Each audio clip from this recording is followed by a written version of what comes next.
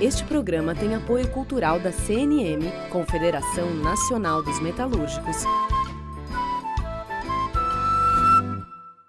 Está começando o Entrevistas aqui no Café do Sindicato dos Bancários, no centro de São Paulo. E hoje nós vamos conversar com o geólogo Guilherme Estrela. Guilherme Estrela foi funcionário de carreira da Petrobras. Começou a atuar na estatal assim que se formou em geologia pela Universidade Federal do Rio de Janeiro, em 1964. Em 2003, quase 40 anos depois, assumiu a diretoria de exploração e produção da empresa, um cargo do Conselho de Administração. Segundo seus colegas, seu legado vai da geologia à engenharia. Estrela ajudou a Petrobras a se transformar numa das empresas mais competitivas e avançadas do mundo na prospecção e extração de petróleo e gás natural.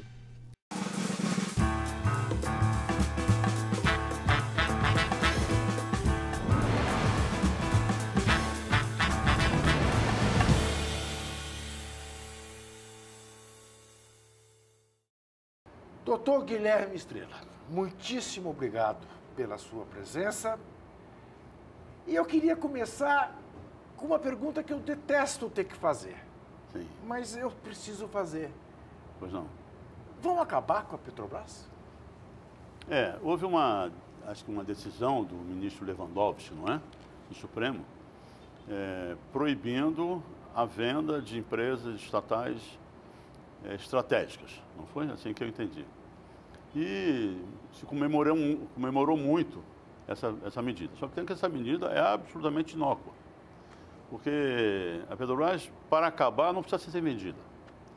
Justamente, o que está se fazendo com a Petrobras é a desagregação do sistema industrial de produção, transporte, refino e distribuição de petróleo, né, que a Petrobras gerenciava. Nós éramos uma empresa integrada de energia, com aquela coisa do poço ao posto, não é mesmo?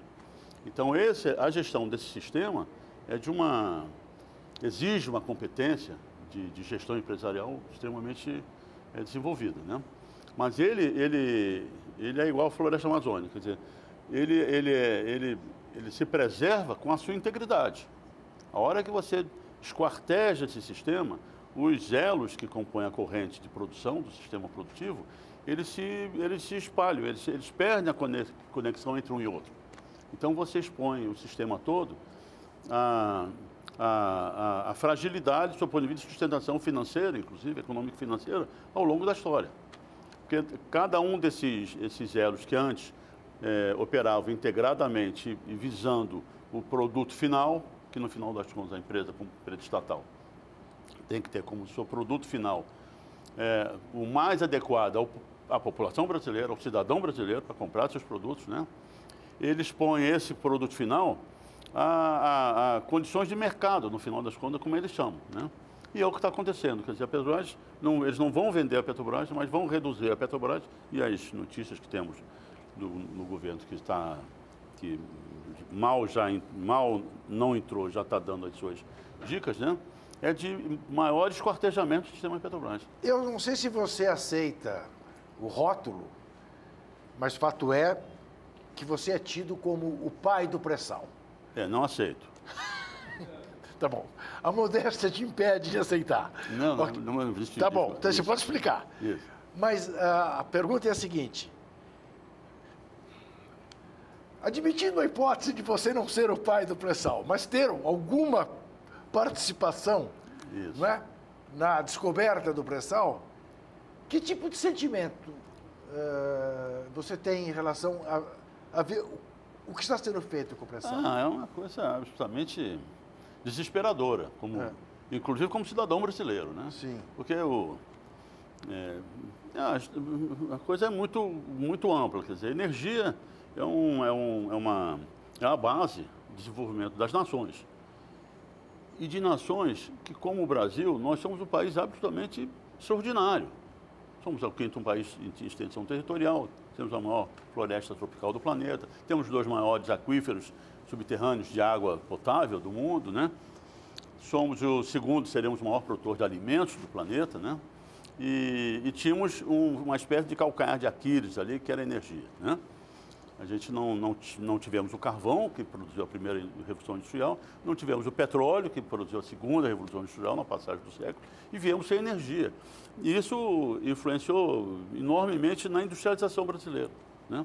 Na engenharia brasileira, no desenvolvimento científico e tecnológico brasileiro, né? Até que veio a Bacia de Campos, já equilibrou mais um pouco, mas não nos deu autossuficiência permanente. Conseguimos autossuficiência em 2006, com os campos da Bacia de Campos, mas que acabou, ela logo acabou, porque os campos declinam a produção muito rapidamente. E aí batemos no pré-sal. O pré-sal dá ao Brasil, afinal, né, a soberania energética durante todo o século XXI, né? Então, nós temos uma matriz energética muito bem equilibrada, 55 fósseis, 45, mais ou menos, né, renováveis, mas temos um problema, não é um problema, uma característica. Somos a 9ª economia do mundo, ou 10ª economia do mundo, Junca, mas em termos de consumo per capita de energia, somos o 70º país do mundo.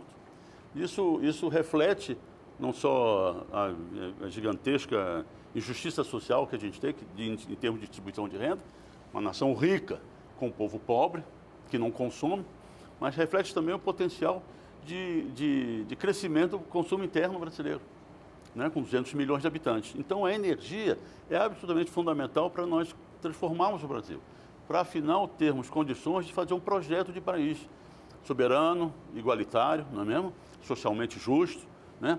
Que a gente tinha esse calcanhar de Aquiles. Muito bem, então, o pré-sal veio nos dar isso, veio nos dar a base de construirmos o país que nós queremos construir, né?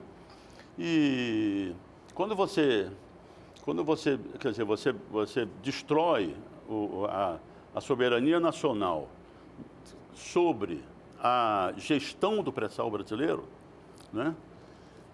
Você está destruindo o que nós adquirimos. E não é isso. Você vê outros países que dependem de importação de energia, de petróleo, principalmente petróleo e gás natural, não é mesmo? E as descobertas, as grandes reservas, estão na Nigéria, da Shell, por exemplo, estão na Nigéria, estão na Angola, estão no Oriente Médio, essa coisa toda. Nós não, descobrimos a província do pré-sal em território brasileiro, aqui em São Paulo, em frente ao nosso maior centro industrial brasileiro de consumo de energia, né? Descoberto por brasileiros, né? Pela inteligência brasileira, pela competência de brasileiros, né? Pela iniciativa de brasileiros, e aqui na nossa frente, Juca. Quer dizer, isso montou, afinal, como disse, os alicerces para a gente construir o nosso Brasil. Vem esse pessoal e derruba isso.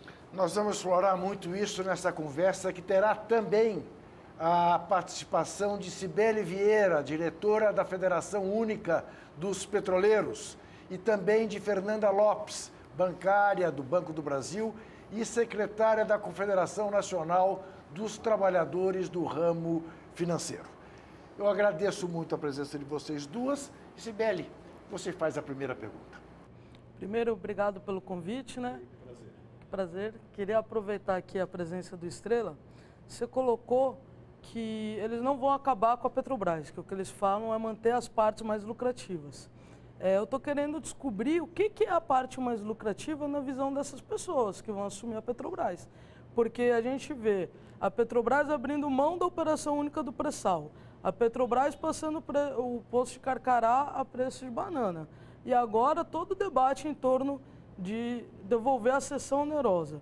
A gente vê nos últimos leilões uma participação ínfima da Petrobras. Isso a gente está falando do pré-sal, né? Então, o que é a parte mais lucrativa que eles vão manter, né?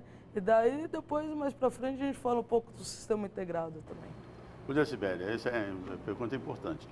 O que tem mais de mais lucrativo? Um poço que produz 30 mil barris por dia, a menos de $7 o barril, quando o preço do petróleo está 60, 70 dólares.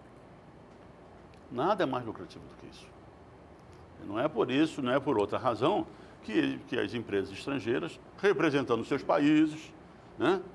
A França agora, pau comeu lá, ainda está comendo em Paris, porque o cara quis aumentar o combustível. Porque a França termos de energia elétrica, toda termonuclear, né? Mas em termos de combustíveis para o transporte, é praticamente tudo importado, né?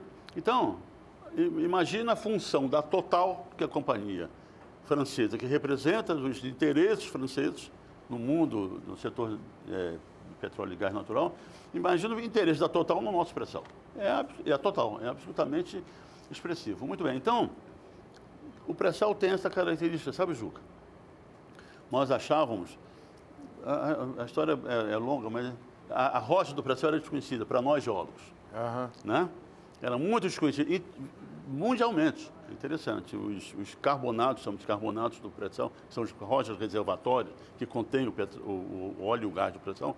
O pré-sal não é só importante pelo óleo, é pelo gás, sabe, Luiz? Sim. Ele é riquíssimo em gás. Então, as nossas primeiras aproximações foi que um poço ia produzir 5 mil, 10 mil barris por ano. O poço está produzindo 30 a 40 mil barris por dia. Um poço, né? E esse petróleo, por causa disso, por causa não só do esforço de melhoria tecnológica que a Petrobras fez através do SEMPES, o SEMPES está acabando. O centro de pesquisa da Petrobras, os caras estão deixando acabar, meus amigos, né? Só uma coisa que eu queria entender. Do golpe de 64 para cá, esse governo será o governo com o maior número de ministros militares. Isso. Se é uma coisa que sempre se disse dos militares, é a preocupação com a soberania nacional e com as coisas do Brasil. Claro. Como é que um ministério tão repleto de militares, um governo tão, permitirá que se faça isso? Excelente pergunta. Nós temos discutido isso, né? As pessoas, como você, como a Sibeli. Aliás, desculpa, eu esqueci de agradecer o convite. Imagina, eu que te agradeço a sua presença, sei que você veio do Rio para cá. A gente acaba esquecendo de coisas formais, mas que são importantes. Mas, enfim, é isso mesmo, os militares, a formação dos militares tem como base a soberania nacional, a segurança nacional, está entendendo? Não é mesmo? Então, é preciso que isso seja discutido entre eles, não é mesmo? E agora, por exemplo, ontem, acho que anteontem, o atual presidente da República assinou um decreto abrindo o espaço aéreo brasileiro, o território nacional, para empresas estrangeiras. Isso é soberania nacional, ou não é? Isso sempre foi considerado. Então, no caso da Petrobras também, porque a Petrobras, ela é uma ferramenta de desenvolvimento nacional, né?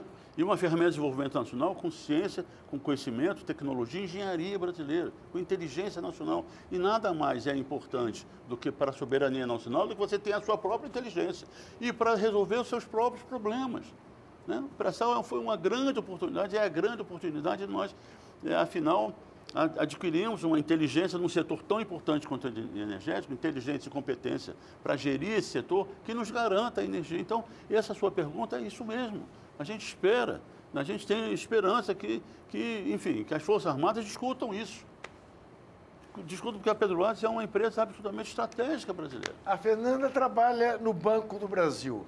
Ainda não se falou em vender o Banco do Brasil ou privatizá-lo, mas, enfim, imagino que você, de funcionária de uma empresa da importância do Banco do Brasil, com um geólogo desta importância na história da Petrobras, tenha o que saber, o que perguntar a ele. Sim, obrigada pelo convite, Juca. Eu queria perguntar, muito dentro disso da privatização, os bancos, a gente já passou muito por isso. Então, a gente tem um Banespa que foi privatizado e aí tem muito no imaginário da população de que tudo que é privado é melhor, que funciona melhor. E a gente vê nos bancos que isso não funcionou, na telefonia isso não funcionou.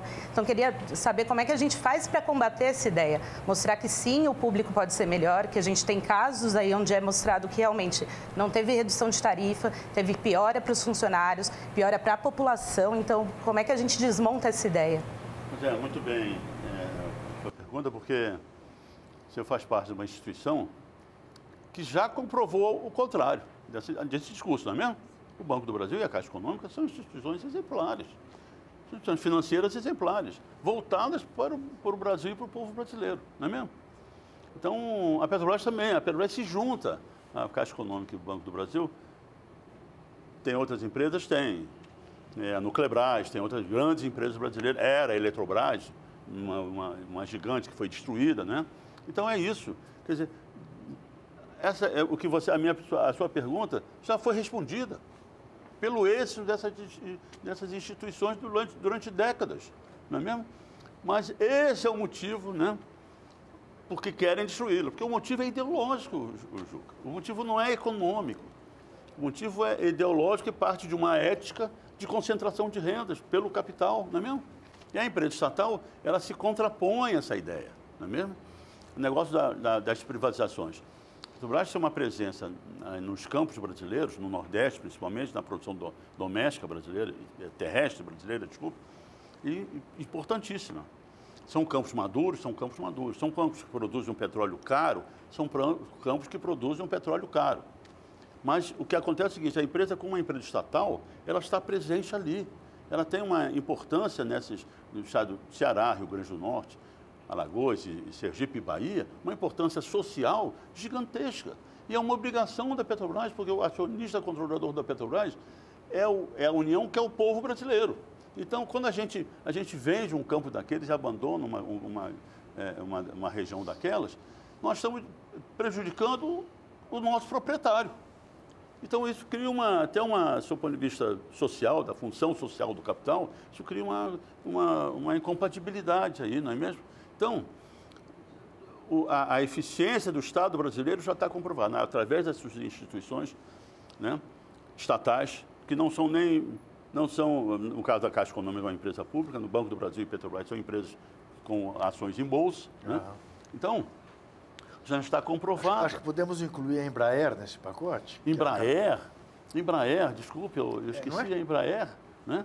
Então, isso são coisas já comprovadas, não tá entendendo? Essa é a nossa, quer dizer, podia ser a nossa, que estivéssemos totalmente surpresos, mas não é, porque a coisa é ideológica, a coisa é acabar com o Estado mesmo, né? A coisa não tem base econômica. É melhor a gente produzir num campo do Rio Grande do Norte. O petróleo está a $60, chegou a 30, mas está a $60. É melhor a gente produzir no campo do Rio Grande do Norte petróleo a $70. É melhor fazer isso ou importar o petróleo a 60. É claro que é importar a $70, que é não só a presença social, mas ali gera renda, gera imposto, gira a economia. Né? Então, para o Brasil, né, e para o povo brasileiro, que são os nossos proprietários, né, é melhor você produzir mais caro do que importar, dar emprego lá fora, exportar divisas. Não é mesmo? Isso não é claro, sou político econômico, mas a coisa não é econômica, a coisa é ideológica. Claro. No próximo bloco, eu vou querer saber do doutor Estrela, em que medida, de fato, a gente pode ter a certeza de que interesses externos aos interesses do Brasil tem muito a ver com isso desde o impeachment da presidenta Dilma Rousseff. E por quê que eu quero que o doutor Estrela se refira a isto? Porque durante muitos e muitos anos, em que, digamos, a esquerda dizia que o golpe de 64 tinha a ver com Tio Sam, era negado como coisa de gente maluca, que estava vendo monstros ETs onde não existiam monstros nem ETs. Com o passar dos anos, a história comprovou largamente o quanto os Estados Unidos da América tiveram a ver com o golpe de 64.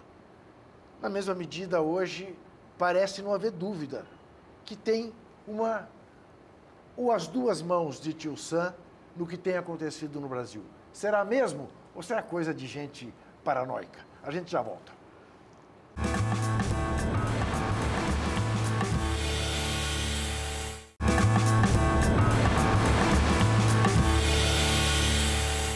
Estamos de volta ao Café do Sindicato dos Bancários, no centro de São Paulo, com o programa Entrevistas, conversando com o geólogo Guilherme Estrela.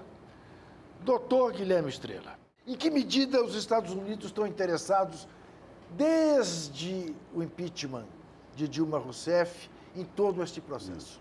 Eu, Juca, peço licença para ir antes disso. Antes disso, ok. Quer dizer, nós descobrimos o pré-sal em 2006, 4 meses depois, os Estados Unidos reinstala a Quarta Frota no Atlântico Sul, que tinha sido extinta em 52 porque era por causa da Segunda Guerra Mundial. Sim.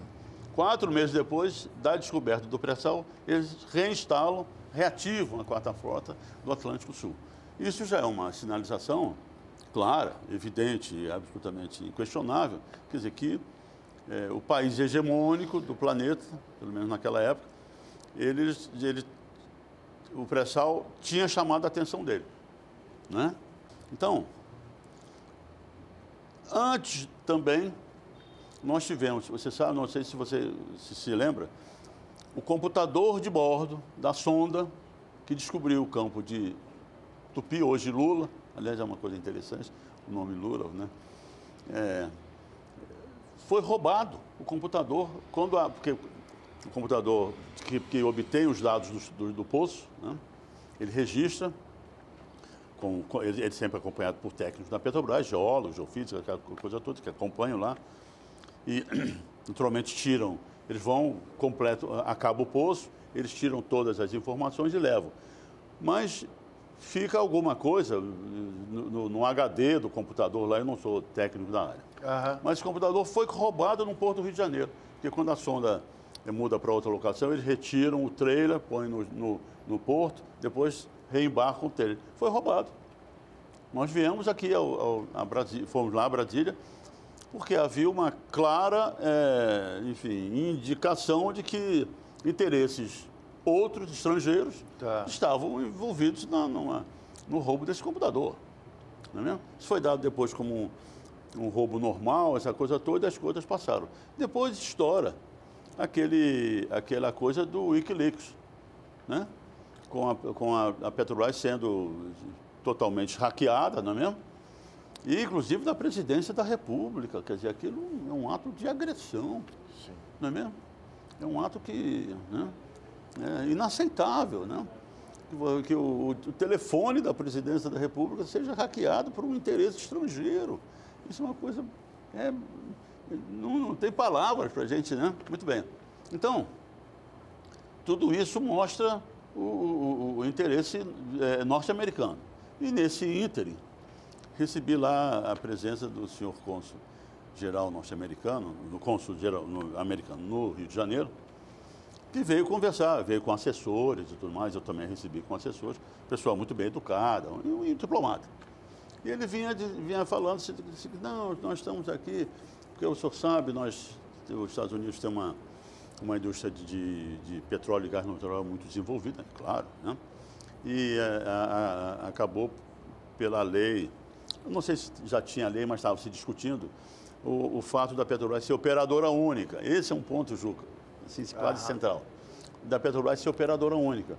E nós estamos aqui, eu estou aqui para conversar com o senhor, porque é um interesse das nossas empresas. E é claro, né? O cônsul norte-americano não vai lá defender interesses da Total francesa. Claro. E isso é natural, ele está fazendo o papel dele. Claro. Né? E tudo mais, então nós temos interesse de participar na operação, essa coisa toda. E eu disse, olha, senhor cônsul, é o seguinte, está correndo, naquela época, está correndo porque o pré-sal, sabe, o pré-sal aconteceu na separação entre os dois continentes. Sim. Sul-americano e africano. Então, o que tem aqui tem do outro lado. Como o pré-sal ocorreu ao longo dessa fratura primordial, tem coisas aqui e tem coisas do outro lado. E quando nós descobrimos o pré-sal, claro que Angola, que tem as partes abertas, né? O pessoal foi imediatamente disse, bom, se tem no Brasil, tem lá. Uhum. E a Exxon faz uma proposta, e naquela época corria no setor petrolífero mundial, que havia conseguido um acordo, eu contando ao cônsul, um acordo com o governo angolano para ser operadora única. O homem Quer ficou dizer, meio a Exxon pode. O homem ficou meio desconcertado, sim, como eu disse, muito educadamente. Sim, né? Claro. Eu até devia ter convidado ele acabei não convidando para visitar uma sonda nossa, e mudou de assunto, sabe? Sim. Ele mudou de assunto. Mas por quê? Porque a operação única é o seguinte, uma coisa é você construir um automóvel. Vou dar um exemplo que talvez não seja exatamente igual, mas pode ser. E outra coisa, porque um automóvel é conhecido, as tecnologias já estão conhecidas, a coisa toda, não tem problema nenhum. Outra coisa é você, como naquela época, descobrir petróleo a mais de 2.000 metros de lâmina d'água. Sim. Né? Tem a plataforma continental, tem um talude continental, e ele está no sopé do talude. O sopé do talude começa a 3.000 metros. Então, em condições naturais extremamente desconhecidas, né? Tratando com rochas desconhecidas, tratando com uma necessidade de perfuração, que são 2.000 metros de espessura de sal.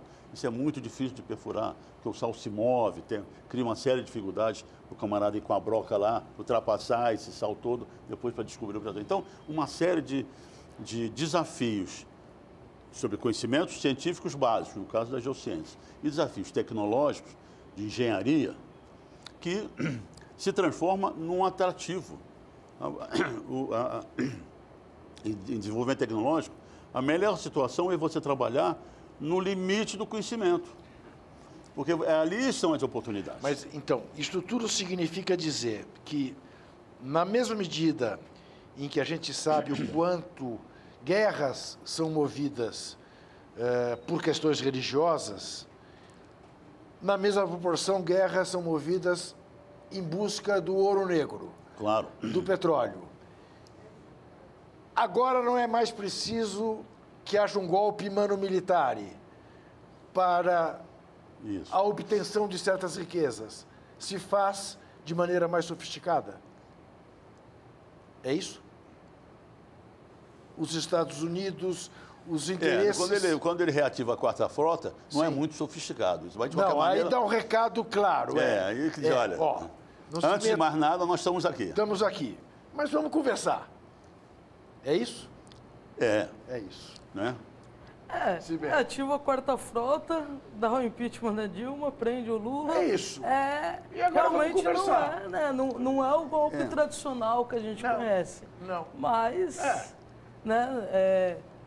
quando começou a Lava Jato, muita gente, inclusive depois, até quando veio o impeachment da Dilma, até entre a esquerda, quando a gente falava que um dos centros era petróleo, era o que você falou no começo, teoria da conspiração. Isso, teoria da conspiração. Agora, a gente tem mais petróleo que o Iraque. Por que lá não é teoria da conspiração e aqui né? Isso. Então, assim, hoje está ficando cada vez mais consolidado. A gente acabou de levantar a informação de que o preço que a gasolina, o gás de cozinha, o diesel, o preço em geral, que sai de uma refinaria brasileira é 34% menor do que o preço que sai de uma refinaria americana privada lá nos Estados Unidos. Então, o preço brasileiro é mais barato, o preço estatal brasileiro, mesmo depois da subida dos preços, que a gente questiona essa política, continua sendo mais barato do que o privado estrangeiro, o preço que sai da refinaria. Não é o preço que paga na bomba, né? Porque depois tem imposto, a distribuição.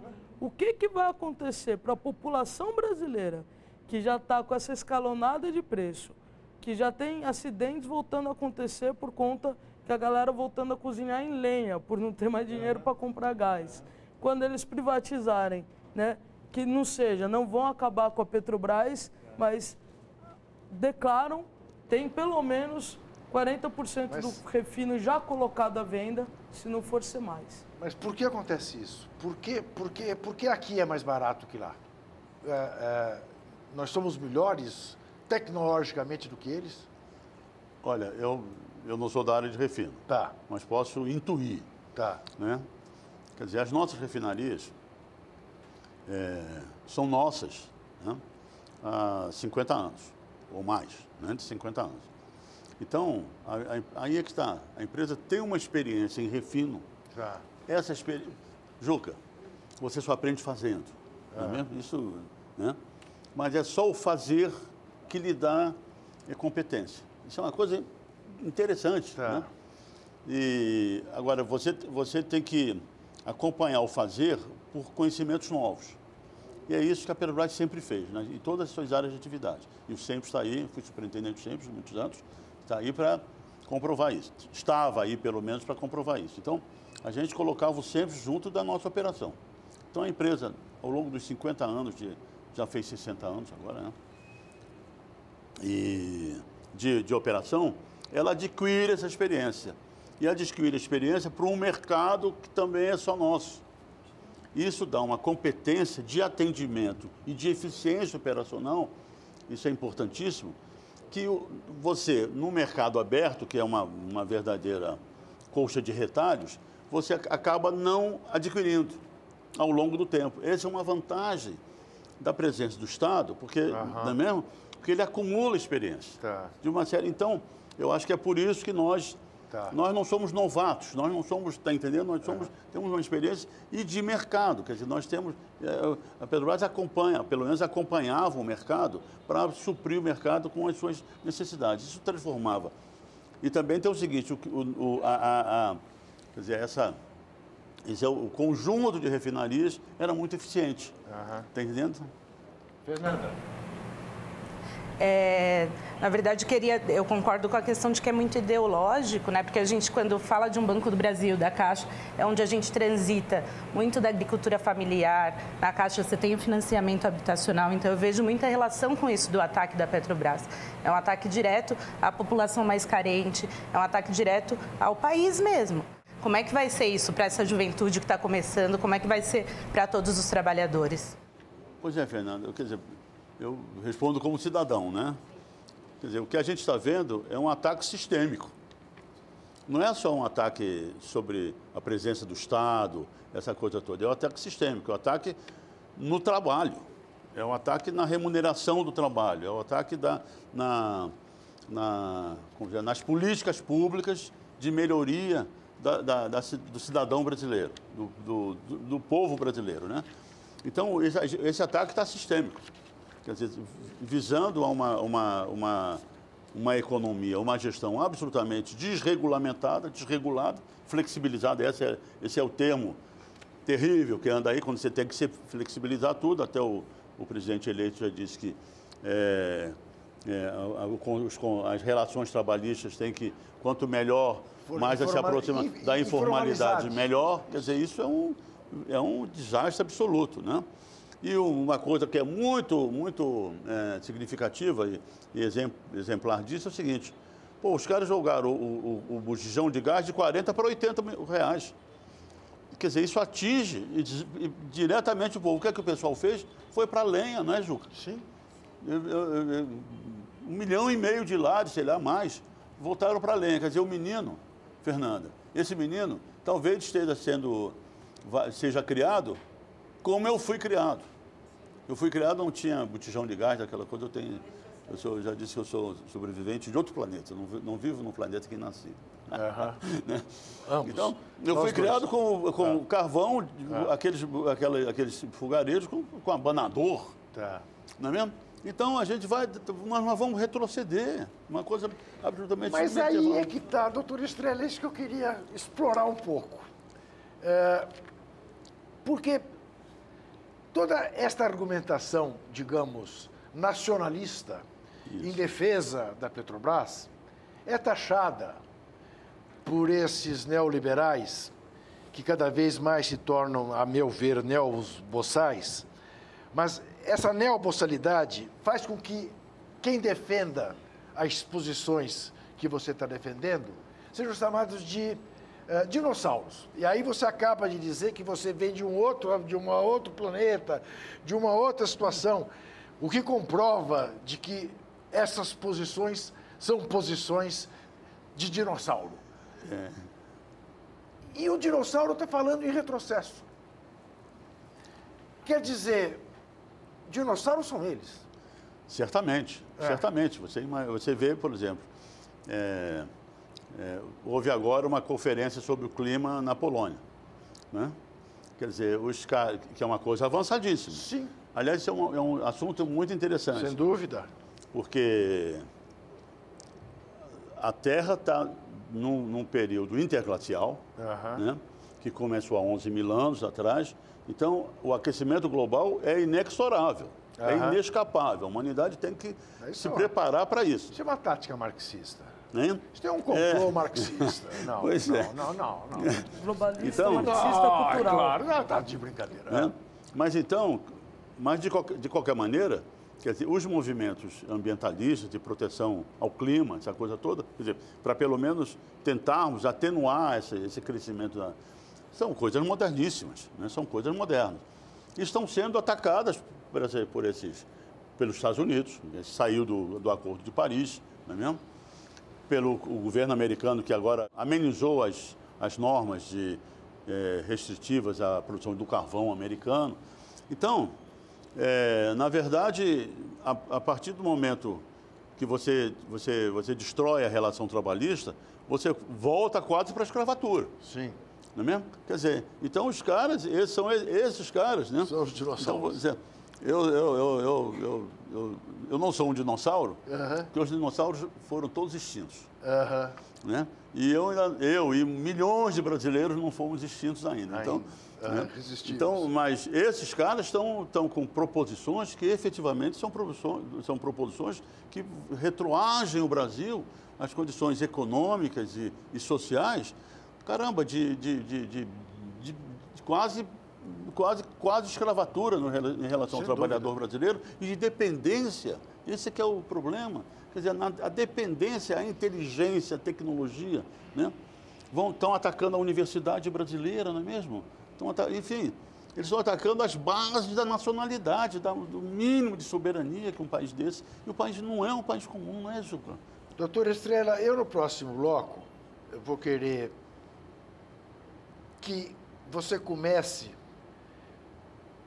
por uma provocação que você não aceitou, mas sobre a qual você acabou não falando logo no começo do nosso papo, sobre ser ou não ser o pai do pré-sal. Pois é. Qual é a minha curiosidade? Como é que alguém pode achar que tem petróleo a 7 mil metros, a 7 quilômetros? Pense você. 7 quilômetros é uma caminhada de 50 minutos, pelo menos no meu ritmo.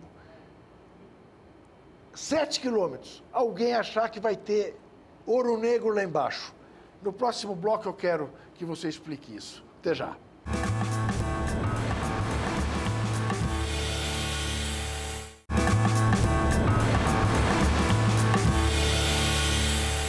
Voltamos ao Café do Sindicato dos Bancários, no centro de São Paulo, com o programa Entrevistas, conversando hoje com o geólogo Guilherme Estrela, dizem o pai do pré-sal.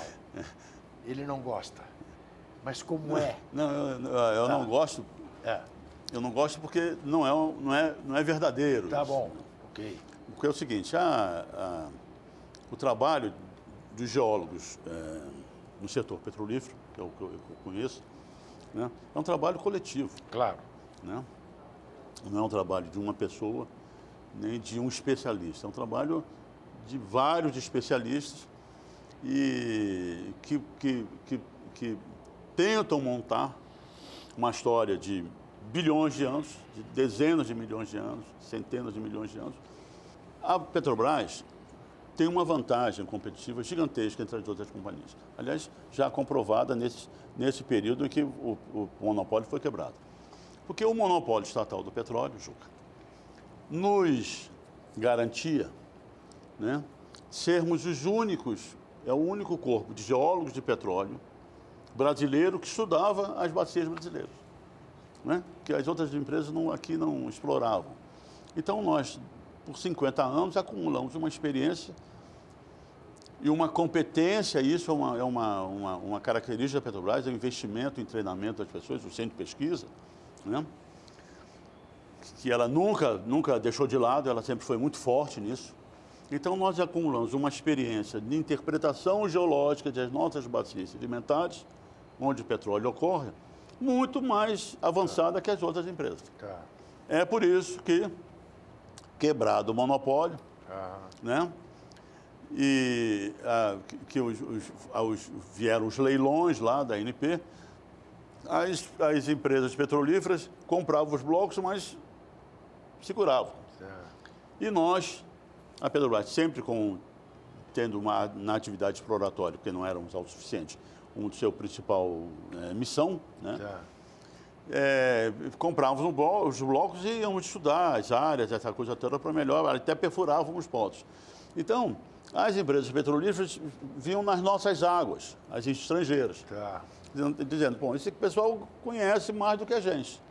Então vamos deixar de gastar o dinheiro, porque o gasto com o geólogo é muito pequeno. Sim. Agora o gasto, numa sonda do pré-sal custa $1 milhão por dia. Ela toda, em operação, com toda a estrutura de apoio, essa coisa toda. É um negócio caríssimo. Então eles falaram, não, nós vamos ver, espera esse pessoal dar os furos e se der certo, aí a gente começa a se animar. E a gente sabia, antes deles, muito antes deles, que o petróleo vinha de uma rocha muito profunda, né? Depositada no começo da abertura entre os dois continentes, em grandes lagos. Nesse caminho, entre a rocha geradora e a rocha reservatório, não podia ter nenhuma camada impermeável. Porque a camada impermeável, se tivesse uma camada impermeável, ele vinha e parava embaixo dali, né? Na bacia de Campos, não havia essa rocha impermeável, que é o sal. O sal é impermeável. Mas o sal tinha se movimentado, tinha abrido buracos, vazios de sal. E o petróleo veio e se depositou em rochas depositadas depois do sal. Em rochas porosas depositadas depois do sal. Qual era a diferença entre a bacia de Campos e a bacia de Santos? Na bacia de Santos, o sal não se movimentou. Ficou lá com os 2.000 metros de espessura. Porque quando ele se movimenta para o lado, forma uma grande estrutura, e aqueles 2.000 metros para alimentar as grandes estruturas do lado, vai se diminuindo até que acaba. Na bacia de Santos, não. Logo, na bacia de Santos, se houvesse petróleo, estaria todo embaixo do sal. Era antes do sal. Era antes do sal. E aí entra, porque o geólogo estuda de baixo para cima. Do ponto de vista cronológico. Então, é pré-sal. Até o Veríssimo veio. Mas deixa eu terminar. O negócio do pai do pré-sal. Então, o trabalho de exploração é um trabalho coletivo.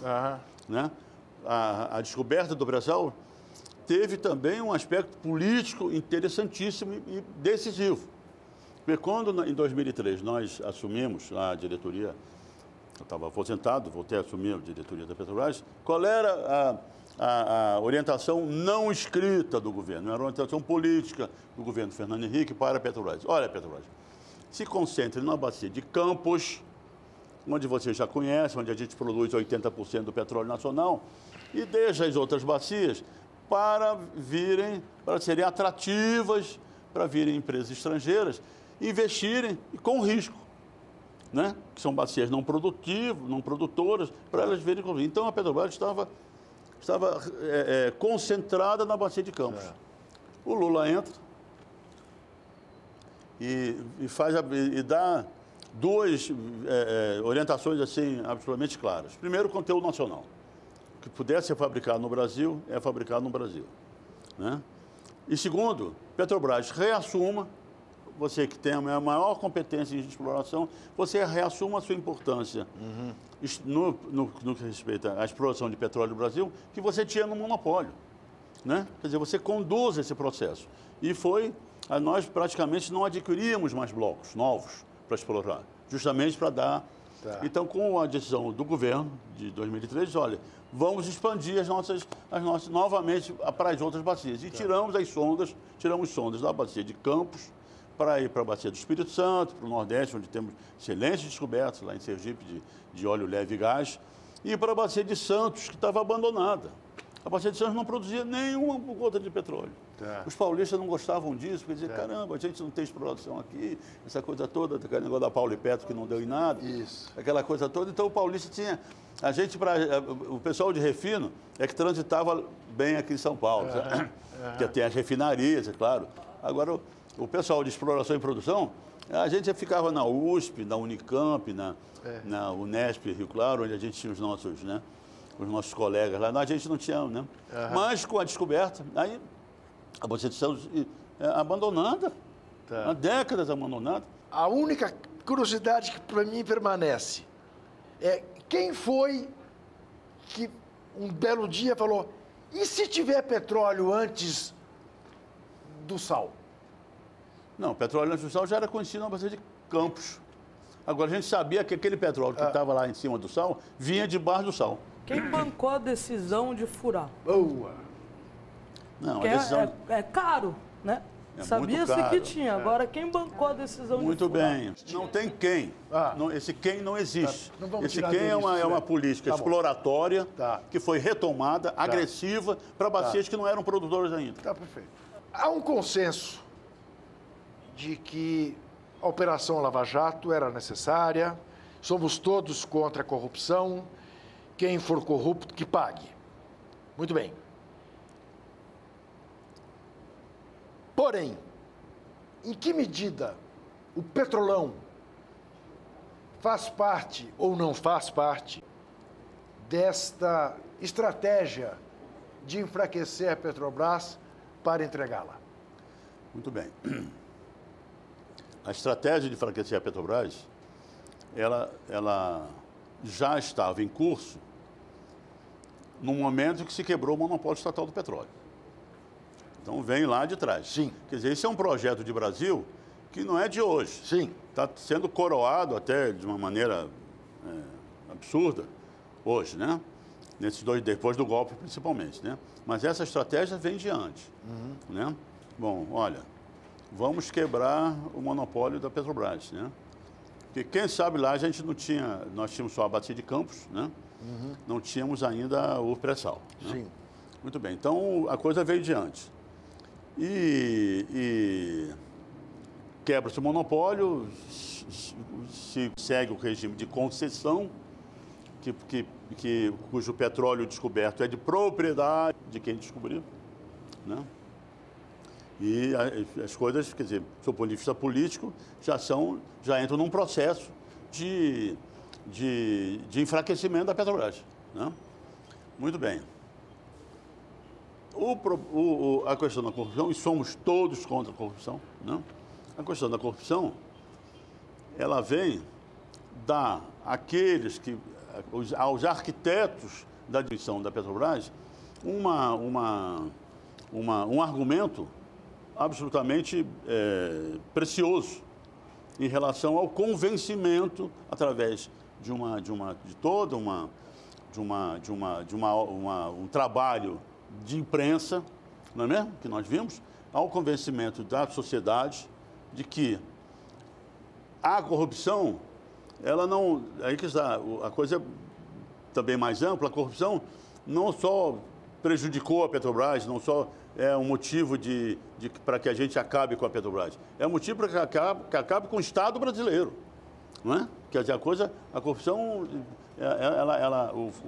o argumento da corrupção, ela atinge o Estado brasileiro como um todo. Agora, a joia da coroa era a Petrobras, não há dúvida nenhuma, né? Então, isso entrou nessa construção de enfraquecimento, de destruição da Petrobras, com uma penetração na sociedade brasileira, promovida também pela imprensa, né? Para a imprensa que a gente sabe que tem também as suas opiniões, as suas ideologias, né? Então, se instalou essa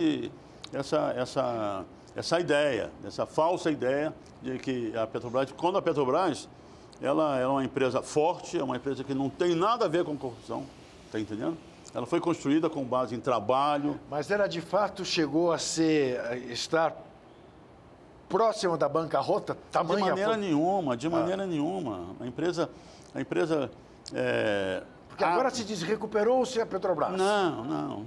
De maneira, é o seguinte, todo o setor petrolífero mundial teve uma pancada forte quando o petróleo parte de 140 vai para 30, em 6 meses. Né? Então, todo o setor se reestruturou. Mas a Petrobras tinha uma vantagem em relação às outras empresas, que são as reservas nossas. Sim. Né?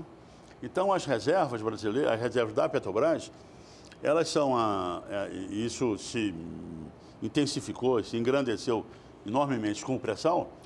Elas representam a garantia do banco em receber o seu empréstimo. Por quanto tempo mais, doutor Estrela, por quanto tempo mais o petróleo será vital para a humanidade? Eu diria... Porque se sabe, dos malefícios ambientais e tudo mais. Pois é. já é um negócio. O aquecimento global é um fenômeno geológico inexorável e inescapável. Então, depois da primeira Revolução Industrial, a curva de aumento de temperatura aumentou um pouco, mas não é uma coisa que seja decisiva. Sim. Né? Essas coisas ainda cientificamente estão em discussão. Muito bem. Hoje, os combustíveis fósseis para a humanidade, eles estão entre 60% e 70%, botando carvão. Petróleo e gás natural está em 50% por aí. Né? Então, você não troca toda uma estrutura de produção no mundo inteiro, nos grandes países industrialmente desenvolvidos, você não troca do dia para a noite. Né? A gente está vendo, e aí eu repito, a matriz brasileira, a matriz energética, é a mais equilibrada do mundo. E nós somos dos povos que consumimos menos energia per capita do mundo. Né? Então, nós não podemos achar que não devemos agora, como muita gente diz, de não produzirmos nosso petróleo e gás natural. Né? Quando a nossa contribuição para os gases de efeito estufa é mínima em relação aos Estados Unidos e aos grandes países industrializados no mundo. Então, isso não pode ser um impedimento do nosso desenvolvimento. Né? Então, todos os estudos que nós que temos em mãos mostram que os combustíveis fósseis serão ainda muito importantes ao longo do século XXI, pelo menos até metade do século XXI, no mínimo. Então, o petróleo e o gás natural, ele vai ser compensado por outras fontes de energia renovável, mas ele até vai ter maior consumo, porque vai ter muito mais gente consumindo. Isso aí já está se concretizando um pouco quando analisa a Europa e a Ásia, né? Na Europa está tendo a questão dos carros elétricos, enfim, que daí você tem que discutir qual é a matriz dessa energia elétrica, mas enquanto lá está talvez diminuindo o petróleo, na Ásia, que está incluindo muita gente, a indústria crescendo, tem aumentado o uso de petróleo. Na mesma medida, a Venezuela, que tem uma das maiores reservas de petróleo do mundo, em que medida a crise venezuelana tem a ver com esta mesma geopolítica? A crise venezuelana, a invasão do Iraque em 2003, até eu era da geologia quando descobrimos lá, mas eu não estava em Bagdá. Então, não é mesmo? Foi toda aquela conflagração que veio da Primavera Árabe, do norte da África ali, né? Tinha a destruição da Líbia como país, teve como base o domínio das reservas petrolíferas líbias.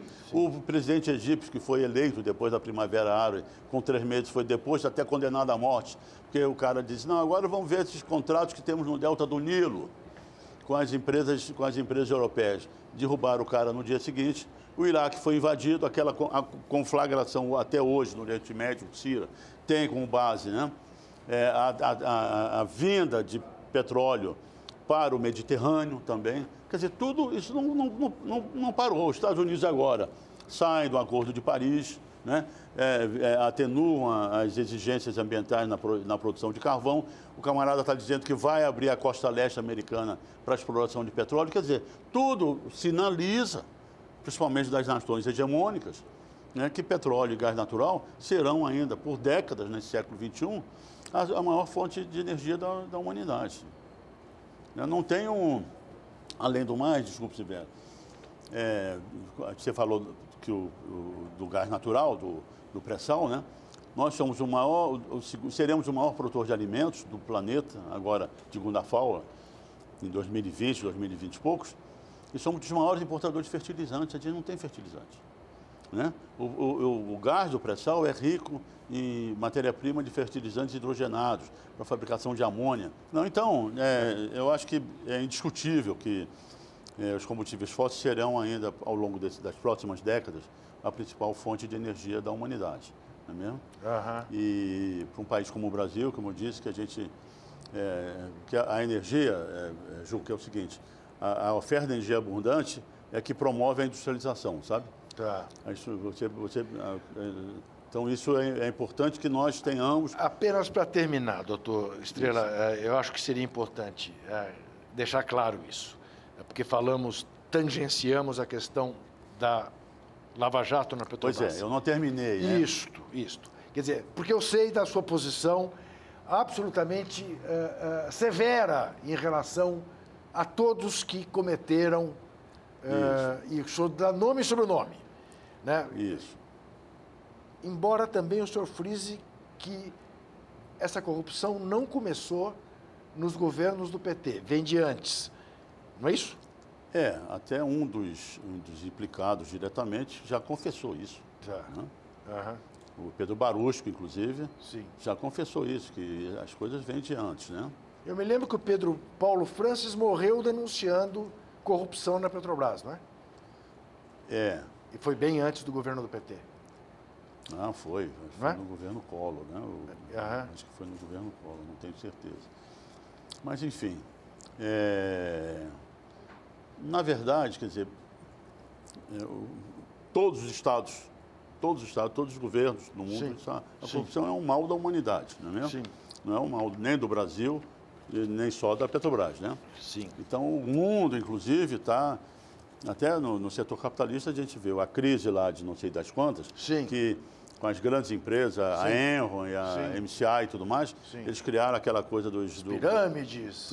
Das pirâmides, coisa toda. Então, tudo isso, a crise americana de 2008, tem aquele...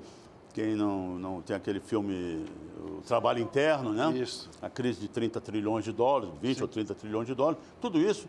Então, essa é uma coisa que ocorre, né? Então, e a Petrobras não ficou fora disso. Agora, eu insisto o seguinte, a empresa não é uma empresa, de maneira nenhuma, uma empresa em que a corrupção ocorra correntemente. Perfeito. Né?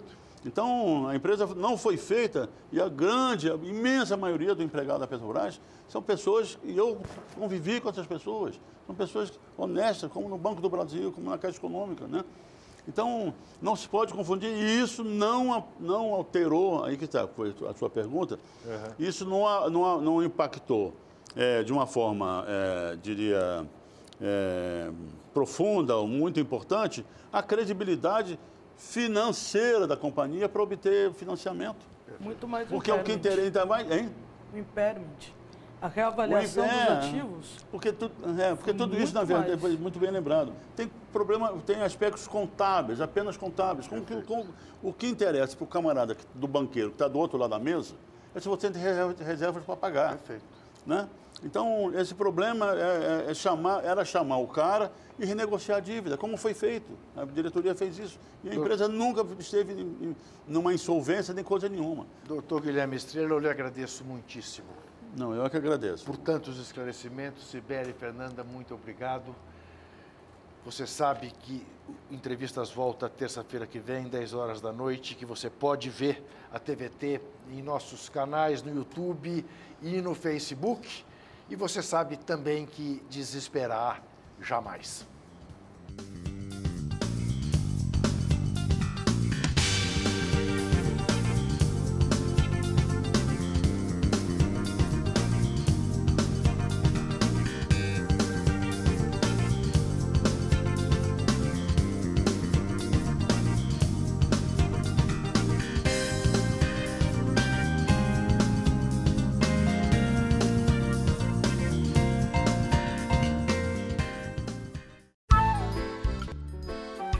Este programa tem apoio cultural da CNM, Confederação Nacional dos Metalúrgicos,